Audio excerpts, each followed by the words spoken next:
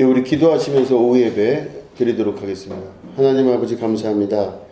이 오후 예배 주께서 함께하여 주시고 말씀을 듣고 함께 나누는 동안 주께서 성령으로 인도하여 주시고 주님의 지혜가 우리 가운데 임하는 축복과 은혜 있게 하여 주시옵소서. 감사드리며 예수님의 이름으로 기도드립니다. 아멘.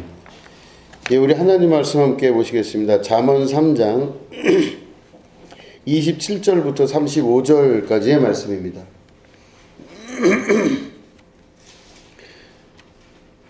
네, 잠언 3장 27절부터 35절을 우리 교독하도록 하겠습니다. 내 손이 선을 베풀임이 있거든 마땅히 받을 자에게 베풀기를 아끼지 말며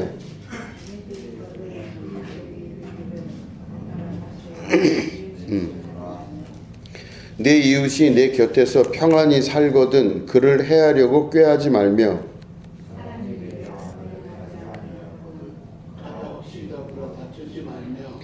포악한 자를 부러워하지 말며 그의 어떤 행위도 따르지 말라.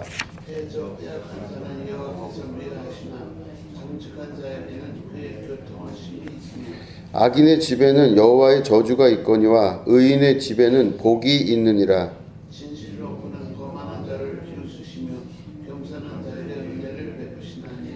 지혜로운 자는 영광을 기업으로 받거니와 미련한 자의 영달함은 수치가 되느니라. 아멘. 제가 이렇게 쭉 보면서 이제 잠언 이제 말씀을 오후 예배로 하면서 이렇게 준비를 하잖아요. 근데 제가 보면서 느끼는 건 사람을 만들어 가시는 그 말씀이구나 이런 이제 생각을 하면서 생각보다 이 말씀에 따라 사는 사람이 많지 않겠구나 싶은 생각도 했습니다. 그러니까 예민하게 자기를 뒤져봐야 되는데 참 그게 쉽지가 않구나 이 생각을 합니다. 그 남포교회 박영선 목사님이라는 목사님이 있습니다. 참 제가 존경하는 목사님입니다. 장로교 목사님이신데 그 박영선 목사님이 이제 그 쓴 책을 읽고 있었는데 거기 뭐라고 나오냐면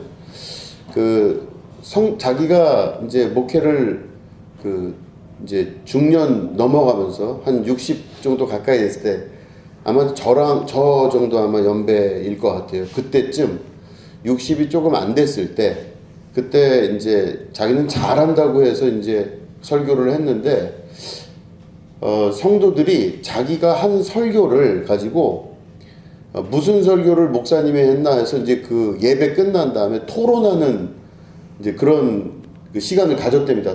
처음 해본 거래요. 근데 그게 이제 자기는 너무 싫죠. 왜냐면 목회자들은 자기 설교 갖고 뭐 평가받는 거 싫잖아요. 그런데 이거 해야 되겠다 싶어서 뭐 무슨 이유인지는 잘 모르겠는데 했대요.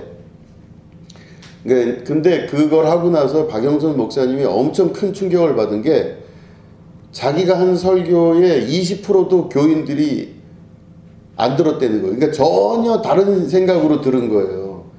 목사님은 불 얘기하고 있는데 교인들은 그걸 물이라고 듣고 또 목사님이 이런 식으로 얘기를 했는데 교인들은 다른 식으로 이걸 이해를 했더라는 거죠. 그러니까 그거를 그렇게 듣고 나서 10명 중 2명, 3명만 제대로 듣고 나머지는 다 자기 생각대로 들었대요. 그래서 이 목사님이 그때 그 조사를 몇 번을 더 하고 나서 안 되겠다 싶어서 조금 더 깊이 있게 조사를 해봤더니 그러면 제대로 들은 분들이 그 삶에서 그거를 제대로 살아내느냐? 또 그렇지도 않더라는 거죠. 그래서 막 그 존재의 그 무상함을 느끼고 굉장히 힘들어 했다고 하는 그 내용들이 있습니다. 그래서 제가 그 내용을 저도 이렇게 읽으면서 그럴 수 있겠구나. 뭐 이런 생각을 했습니다. 이 쉽지가 않은 것 같아요. 이게 그 말씀을 진짜로 내가 받고 말씀대로 사는 게 이게 말은 되는데 쉽지가 않은 건 거예요. 이제 그 말씀, 목사님 말씀대로 하자면. 근데 어쨌든 그래도 이제 제 마음은 여러분들이 말씀을 잘 듣고 그대로 사셨으면 참 좋겠습니다. 그게 말씀대로 살면 정말 복이 있어요. 복을 주십니다. 하나님이 진짜 복을 주십니다. 근데 그렇죠. 여러분 생각해 보세요. 하나님 뜻대로 사는 사람에게 하나님 복 주시겠죠. 당연히 복 주시죠. 하나님 뜻대로 살려고 하면요, 당연히 복을 주십니다. 근데 하나님 뜻하고는 전혀 상관없이 살면요, 그렇지가 안 돼. 잘 안 돼요, 그게. 생각보다 안 된다는 겁니다. 그러니까 하나님 뜻에 맞춰 산다는 거는 이 하나님의 거대한 흐름, 세상에 움직이시는 흐름에 내가 맞춰 사는 거잖아요. 그 뜻에 맞게 살면은 모든 것들이 평안함과 하나님 뜻 안에서 이루어지는 걸 경험하게 되는 것입니다. 근데 그렇지 않게 되면 오히려 우리 삶 자체가 정말 고난의 연속이고 계속적인 힘들 그 일 가운데로 들어가면서 이유도 모르고 뜻도 모르고 사는 경우가 있다는 것이죠. 그래서 어쨌든 결론은 이 잠언의 말씀이 진짜 사람을 온전하게 만드시는 하나님의 그 말씀이 들어가 있는 것 같아요. 여기는 잠언을 쭉 읽다, 오늘도 뭐 그런 공부지만 잠언을 읽다 보면 내가 어떻게 살아야 되냐 하는 부분에 대해서 다시 한번 뒤돌아보게 만드는 그 말씀이 계속 있습니다. 그러니까 저 같은 경우도 지금 보면 예를 들어서 27, 8절부터 이제 보면은 내 손이 선을 베풀 힘이 있거든 마땅히 받을 자에게 베풀기를 아끼지 말라 그랬습니다. 힘이 있어서 내가 도울 힘이 있거든 베풀 자에게 마땅히 베푸는 것을 전혀 아끼지 말라. 내게 있거든 이웃에게 이르기를 갔다가 다시 오라 내일 주겠노라 하지 말며 이렇게 말씀하십니다. 이게 사람 마음하고 참 다른 게 너무나 깊이 있게 이야기한 겁니다. 이제 저 같은 경우도 사람이 본성대로 첫 번째 27절은 본성대로 우리 세계 속에서 무의식적으로 이렇게 되는 경우가 있어요. 이제 저 같은 경우도 우리 신학교의 이제 동기들 중에서 나이가 많은 사람이 있습니다. 이제 신학교가 120명인데 저희 과 한 학년이 나이가 많이 들어서 온 사람들이 거의 27명 이렇게 됩니다. 나이 많죠, 사람이 생각보다. 근데 이제 그 중에서 5, 6살 저보다 많은 형들이 있었어요. 같은 학교 다니는데. 그래서 모임을 오라고 그러면 가끔 가고 만나고 이제 이러는데 어떤 때 보니까 저한테 이렇게 약간 화가 난 듯하게 불만을 가지고 있어요. 어떤 제일 나이 많은 형이. 그래서 왜 이러지? 이 형이 왜 나한테 이런 식으로 할까? 이렇게 생각을 했습니다. 그래서 왜 그럴까 했는데 생각을 해보니까 이 형이 제가 무슨 밥 먹으러 가고 뭐 할 때마다 돈을 한 번도 낸 적이 없대요, 제가. 그런 거 많이 겪으시죠? 돈을 낸 적이 없대요, 제가. 그러면서 그 얘기를 돌려서 누가 이제 뒤에서 얘기를 해줬어요. 근데 제가 그거를 듣고 나서 이렇게 보니까 정말로 낸 적이 없긴 없더라고요, 별로. 근데 내가 어디 가도 안 내는 사람은 아닌데 왜 거기서만 그랬을까? 혼자 생각을 해봤어요. 막 속상하고 막 마음이 부글부글 끓어오르면서 막 그랬는데 뒤져보니까 왜 내가 그랬을까? 왜 돈을 안 냈을까? 밥 먹을 때 한 번이라도 좀 내야 되는데 왜 안 냈을까? 생각을 해보니까 이게 습관이 그렇게 돼버리는 거예요. 습관. 이게 뭐냐면은 이 신학교 때부터 같이 쭉 자라나니까 20대잖아요, 그때가. 그러니까 그때는 형들이 뭘 사주는 게 맞아요. 형이니까 사주면 되는 거죠. 어디 가서 누가 뭘 한다 그러면 형이니까 사주는 거래요, 형. 그래서 그거 이제 당연히 형이니까 어딜 가도 형들이 사는 걸로 알고 1년 가고 10년 가고 20년 지나도 형들이 사는 걸로 생각한 거예요. 그러니까 저는 동생이니까 안 사는 걸로 알았어요. 근데 형들이 화를 내는 걸 볼 때 깜짝 놀란 거예요. 왜 형들이 화를 내지? 근데 보니까 이 형들도 사람이구나 이 생각이 드는 거예요. 이 형들도 사람인 거예요. 그걸 몰랐어요. 이게 당연한 것 같은데도 그걸 사람이 잊을 때가 있다니까요. 그래서 그때부터 제가 바짝 긴장을 하고 그 모임에 갈 때 제가 밥도 사고 뭐도 하고 이렇게 했어요. 그러니까 지금은 좀 그게 가라앉았어요. 절 보고 좋은 사람이래요. 괜찮대요. 아주 훌륭하대요. 그러니까 제가 그런 일들을 겪어가면서 느낀 건 사람이 무의식 중에 자기 습관대로 사는 경우가 참 많은데 그 습관에 대해서 생각해 보실 필요가 있더라, 이런 얘기입니다. 베풀 능력이 있는데 베풀지 않는 게 의도적으로 그럴 수도 있지만 27절은 의도하지 않은 그냥 자기는 사실은 마땅히 그 받을 자에게 내가 베풀려고 할 때 그거에 대해서 생각 자꾸 하지 말고 베풀어라. 있는 거를 베풀어라. 이렇게 말씀하고 있는 거죠. 그 28절에 보면은 이웃이 그죠? 그 다음에 이웃에게 이르기를 갔다가 다시 오라. 그러니까 내가 좀 돈이 있는데 뭘 도울 게 있는데 이걸 지금 주기 싫으니까 지금 요걸 하기가 싫을 때가 있어. 싫으니까 내일 다시 주겠다 약속하고 오늘 여기는 아니다 이렇게 이야기하는 거예요. 하루 미루고 이틀 미루는 거예요. 이거는 의도한 겁니다. 내가 싫은 거예요. 그 사람한테 뭘 하기가 싫은 거죠. 그러니까 그거는 이건 이제 무슨 미운 사람에게 그런 게 아니라 베풀 만한 사람에게 어차피 베풀 일인데 그것에 관해서 오늘 하지 않고 이걸 미뤘다가 내일로 옮기고 이런 식으로 하지 말라 이렇게 하는 말씀입니다. 이것도 역시 적용이 많이 되죠. 저도 어디서 무슨 일이 있거나 뭐 베풀 일이 있거나 뭐 한 일이 있어도 멈칫할 때가 있어요. 멈칫. 근데 뭐가 나를 멈칫하게 하나 이렇게 보면 사실은 별거 아니에요. 별거 아닌 건데 왜 이게 멈칫하는지 참 그게 이상해요. 그럼 멈칫하는 거를 나중에 이제 내가 막 거기 이유를 갖다 대죠. 제가 막 이건 이래서 그렇고 저건 저래서 그렇고 저 사람은 뭐 나한테 베푼 게 있냐 뭐 저도 그런 식으로 이제 관계를 많이 하는데 인간사회에서 그런 일들은 비일비재하지만 어쨌든 오늘 베풀 일이 있거든 그거에 대해서 내일로 미루지 말라 이렇게 말씀하고 계시는 겁니다. 그러니까 되게 실제적인 말씀을 하는 거죠.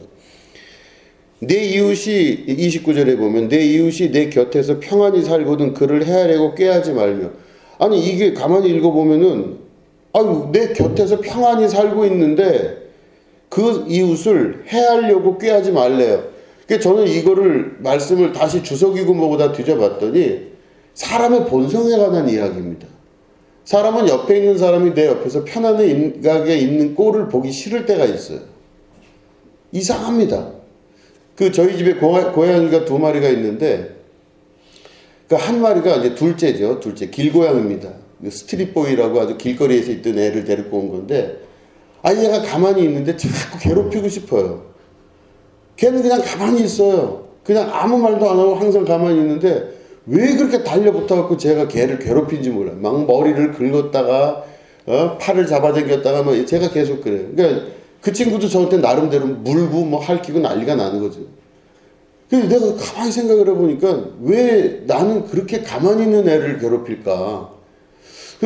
그러면서 가만히 생각을 해보니까 고양이뿐만 아니라 사람도 비슷해요. 사람도 가만두고 이렇게 보고 싶지를 않아요. 누가 내 눈앞에서 이렇게 뭐 식구들이나 주변에 누가 있으면요. 평안히 있는 거 꼴이 싫을 때가 있어요. 더 이상 얘기하면 안 될 것 같습니다.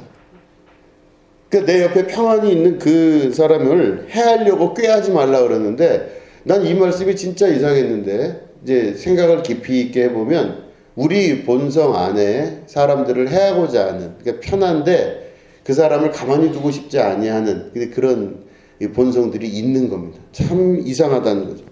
그러니까 솔로몬이 참 지혜로운 건 맞습니다. 아주 본성 안에 있는 거를 파고 있는 거예요. 그래서 제가 이 말씀 몇 번 말씀드리지만 다시 한번 이거 뭐 당연한 걸 가지고 이걸 적었나 싶었는데 깊이 있게 생각해 보면 내가 그런 면이 있더라는 것이에요. 참 이상하죠. 평안히 살거든 가만 놔두실 수 있어야 되는데 그거가 잘 안 된다는 겁니다. 30절에 보면 사람이 내게 악을 행하지 아니하였거든 까닭 없이 다투지 말며 까닭이 없는데 다툴 수 있을까? 이유도 없는데 가서 내가 시비 걸고 다툴 수 있을까? 있어요, 여러분. 있어요. 제가 부목사 시절에 여기 교회 부목사 시절에 저희 둘째 딸, 셋째 딸이 이제 제가 그때 뭐 스트레스가 뭐 거의 뭐 천정부지로 올라와 있을 때 꼭지가 이렇게 누르면 이게 스팀이 막 나오는 그런 때거든요. 집에 잠깐 들어갔다 오는데 그때 제가 무슨 전화를 받았는데 막 애 둘이서 막 뛰고 난리가 났어요. 시끄럽게. 그래서 제가 우리 둘째 딸하고 셋째 딸을 그때 이제 몽둥이로 때렸어요. 막 그래서 이 종아리도 때리고 막 그래서 시뻘겋게 만들어놨어요. 이렇게까지 애를 때릴 수 있을까 싶을 정도로 제가 그렇게 때렸습니다 그때. 근데 이제 때리고 나서 한창 애들을 이제 때리고 나니까 그 미안한 마음이 좀 있잖아요. 근데 제 속에서는 어떤 생각이 드냐면 얘네들이 잘못했지 이거를 확인하고 싶어요 자꾸. 아 얘네들이 맞을 짓을 했지 이걸 하고 싶어요. 얘 둘은 울고불고 이제 그러고 있는데 조용하라고 그러니까 이제 아빠가 조용하라고 소리를 지르니까 이제 무서워서 가만히 있어요. 근데 그것도 또 미안해가지고 얘 둘을 데려다가 그 14단지 어디에 있는 문방구를 데려가서 니네들 뭐 문방구에서 사고 싶은 거 좀 사라고 이제 애들을 데리고 차에 싣고 가는 거죠. 쭉 가는데 뒤에서 이래요. 둘 다 이렇게 그러니까 숨이 이러면서 막 우는데 이제 아빠가 무서우니까 하지 못하고. 그런데 이제 뭐 별건 아닌데 제가 그 얘기를 들으면서 참 우리 애들도 참 특이하다 이런 생각을 한 게 갑자기 둘째가 셋째한테 물어봐요. 이제 뒤에서 조용히 지들끼리 하는 얘기예요. 박으로 시작하는 말 너 아는 거 있어? 그래요. 박으로 시작하는 말을 아는 게 있네요. 그러니까 저는 운전하고 있고 듣고만 있는 거죠. 그랬더니 우리 셋째가 이렇게 했더니 박간의 부대찌개 그래요. 그러니까 우리 둘째가 그걸 어떻게 알았냐고. 그래서 둘이 있다가 너무 신기해하는 거예요. 그게 뭐 신기한 일이에요. 그러면서 이러면서 박으로 시작하는 말이 뭔 줄 알아? 너 그런 거 알아? 박간의 부대찌개 이거라고 앉아있는 거예요. 그러니까 그걸 데려다가 뭐 이것도 사주고 아마 그때 제가 뭐 물통을 사줬나 뭐 이렇게 미술 그릴 때 물통인지 뭐 하여튼 뭐 이것도 사주고 저것도 사주고 그래서 미안하다는 말 하고 애들 집에 내려놓고 다시 저는 교회로 이제 오고 그런 적이 있어요. 근데 제가 그날 그렇게 애들을 두들겨 패고 했던 걸 가만히 생각을 해보면 제 속에서는 얘네들이 잘못했다 이렇게 이야기를 하지만 사실은 내가 스트레스 받아서 한 거가 많아요. 거의 90% 이상이죠 사실은 까놓고 보면. 근데 그게 여기 말씀에 정확히 그게 나와 있습니다. 사람이 내게 악을 행하지 아니하였거든 까닭 없이 더불어 다투지 말며. 그러니까 그 아이들은 저한테 악을 행한 건 아니에요. 지들끼리 놀았을 뿐이지. 근데 내가 가서 그들과 다투는 경험을 한 거죠. 그런 걸 보면 사실은 내가 막 말을 만들어내고 혼자 정당화시킬 뿐이지 실제로는 그들은 나랑 다툰 게 아니에요. 아무것도 나를 해한 적이 없는데 내가 가서 먼저 그냥 난리를 핀 거죠. 그래서 이 말씀을 가만히 보면 그렇게 살지 말아야 되겠구나 이런 생각을 하게 됩니다. 그러니까 내가 왜 공격을 하려고 하는지 내가 왜 다투려고 하는지를 돌아보게끔 만드는 거예요. 그러니까 지금도 다투고 싶은 생각이 있을 때 돌아보게 되죠. 까닭 없이 그들과 다투지 말며. 이거를 기억을 하실 수 있으셔야 됩니다. 31절에 보면 포악한 자를 부러워하지 말며 그의 어떤 행위도 따르지 말라 이렇게 말씀하십니다. 포악한 자를 부러워하지 말라고 되어 있습니다. 그리고 그의 어떤 행위도 따르지 말라고 되어 있습니다. 인간 내면에는요 권력에 대한 욕구가 있습니다. 한번 제가 질문할 테니까 한번 대답해 보세요. 자, 사람이 지금 말고 옛날 시절에 어떤 사람이 왕권을 잡아서 왕이 됐어요. 근데 그 사람이 왕이 됐는데 왕이 할 수 있는 권력 중에서 제일 최고 자기가 할 수 있는 자기 마음대로 다 할 수 있잖아요. 근데 그 사람이 하는 행위 중에서 제일 끝까지 가서 자기가 할 수 있는 행동이 뭐라고 생각하세요? 다른 사람의 물건 뺏을 수 있죠. 그리고 이 사람 잘못하면 데려다가 곤장을 때릴 수도 있잖아요. 이 왕명으로. 근데 그 중에서 제일 심하게 할 수 있는 게 뭐예요? 사형. 그 사람을 죽이는 거예요. 그러면 그 사람의 목숨을 내가 맘대로 하고 할 수 있는 게 권력의 최정점이에요.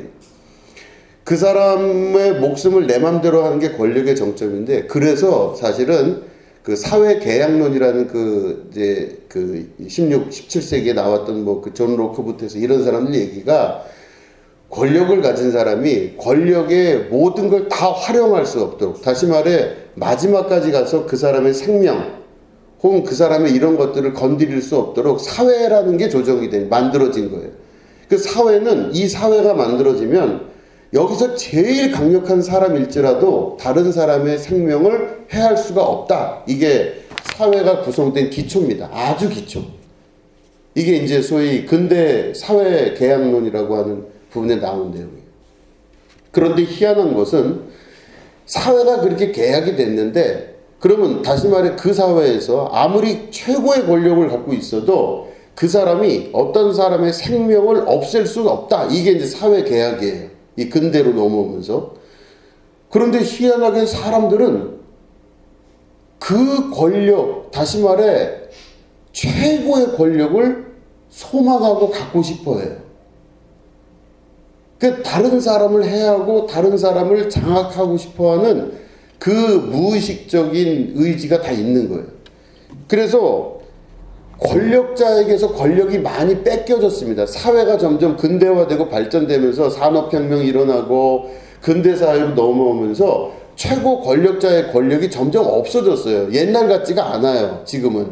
옛날에는 그 사람의 그 사회가 구성되면서 그 사람이 다른 사람 생명만 건들 수 없다. 이거가 이제 계약이 됐는데, 근대사회로 점점 이제 이 산업이 발달되고 오면서 그 사람이 왕이라든가 이 제일 권력이 큰 사람이 다른 사람의 생명뿐만 아니라 그 사람의 여러 가지 다른 것들을 해할 수가 없는, 다시 말해 이 절대 권력자가 힘이 점점 줄어들었어요.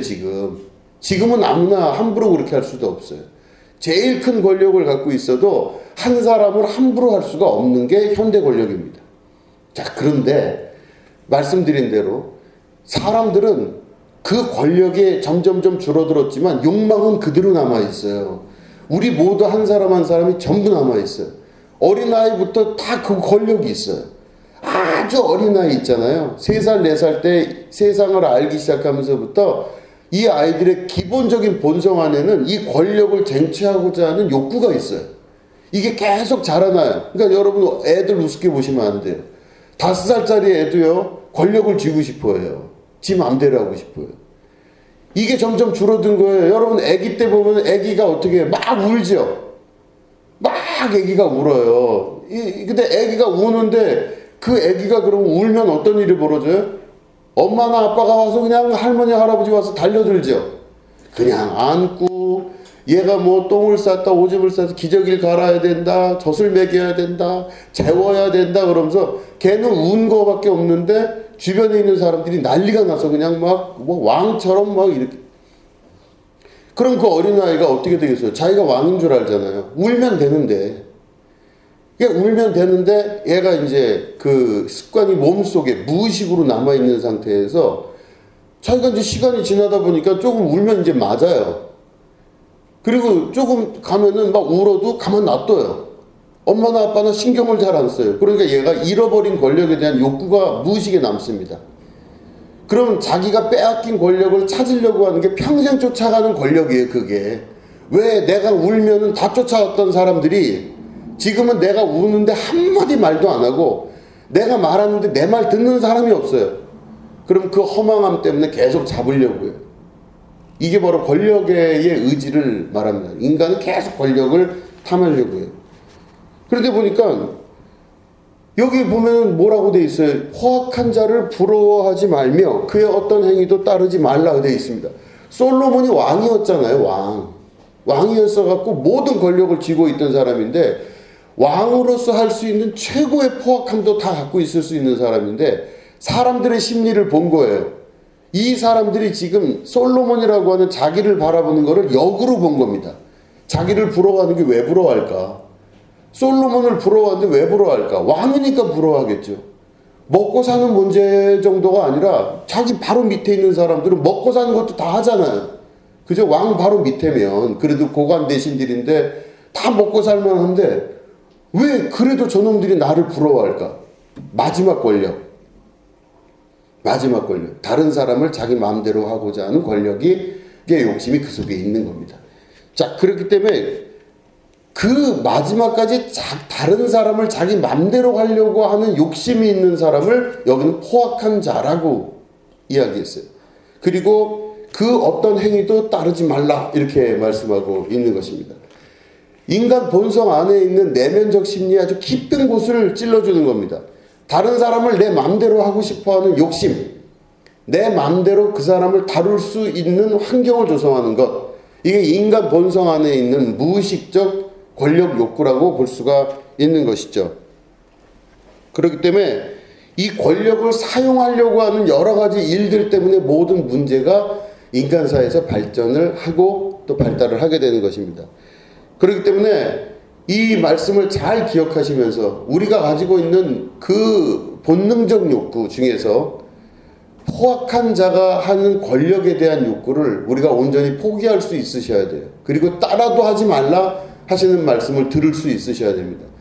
이걸 듣고 안 하시려면 내 무의식에서부터 발현되는 이 욕구들을 하나하나 정리해 나갈 수 있으셔야 됩니다. 그래서 많은 부분에 이 욕구 때문에 이 장치 때문에 여러 가지 문제가 발생을 하고 오히려 더 발전할 수 있음에도 불구하고 발전을 못하거나 더 나아갈 수 있음에도 불구하고 나아갈 수 없는 모든 이유가 이 무의식적 권력 탐욕 때문에 일어나는 일들입니다. 결국에는 그걸 한마디로 포악한 자를 부러워하지 말라 이렇게 말씀하십니다. 그래서 이 말씀을 다 하고 나서 32절부터 35절은 이제는 솔로몬 왕의 입을 통해서 하나님께서 그 세계가 어떻다라는 것을 명확하게 결정을 내리십니다. 지금까지는 하지 말라는 말씀을 하셨는데 32절부터 35절 보면 대저 패역한 자는 여호와께서 미워하시나 정직한 자에게는 그의 교통하심이 있으며, 그죠? 악인의 집에는 여호와의 저주가 있거니와 의인의 집에는 복이 있느니라. 진실로 그는 거만한 자를 비웃으시며 겸손한 자에게 은혜를 베푸시나니 지혜로운 자는 영광을 기업으로 받거니와 미련한 자의 영달함은 수치가 되느니라. 이렇게 해서 위에 있는 말씀들을 정리하시면서 악한 자와 또 선한 자, 그리고 지혜로운 자와 미련한 자, 이런 식으로 두 가지로 나누어서 하나님께서 어떻게 역사하시고 그 미련한 자의 끝은 어떻게 되며 또 하나님께서 하나님을 사랑하고 지혜로운 자는 어떻게 될 것이며 요거를 두 개로 갈라놓으셨어요. 그러니까 위에 아까 말씀드린 27절부터 31절까지의 이 일들을 말씀하신 대로 안 하는 자들이 복받는 자들이 된다는 뜻입니다. 하나님이 그런 자들과 함께 하시면서 갚을 거를 갚아주시는 역사가 있다는 것이죠. 여러분 이 말씀을 현실에서 잘 적용하시면 좋겠습니다. 그죠? 뭐라 그랬죠? 어디 가서 돈 내라 그랬죠. 그러니까 동생이라고 돈 내지 않는 거 안 된다 이렇게 지금 했고, 두 번째 가만히 있는 평안히 있는 사람을 가만히 놔둬라. 그죠? 가서 괜히 건들고 이렇게 수염 같은 거 뽑고 그러지 마라. 이런 말씀이시고, 그 다음 뭐예요? 이유 없이 가서 패지 마라. 그죠? 이유 없이 가서 애들 아무 이유 없는데 다 자기 안에서 잘못된 건데 가서 애들 때리지 마라. 그러니까 이웃을 까닭 없이 이웃과 다투지 말며, 또 다른 사람을 함부로 하는 사람들을 부러워하지 말라. 근데 아니라 그러지만 나도 역시 다른 사람을 함부로 하고 싶고 내 뜻대로 다루고 싶어하는 욕망과 욕심이 있더라. 요거를 하지 말라고 하신 하나님 말씀을 잘 기억하셔서 요거 지켜나가신다면 이게 지혜로운 자들이고 하나님이 도우시는 역사가 나타난다. 그렇게 약속하는 겁니다. 아멘. 아멘.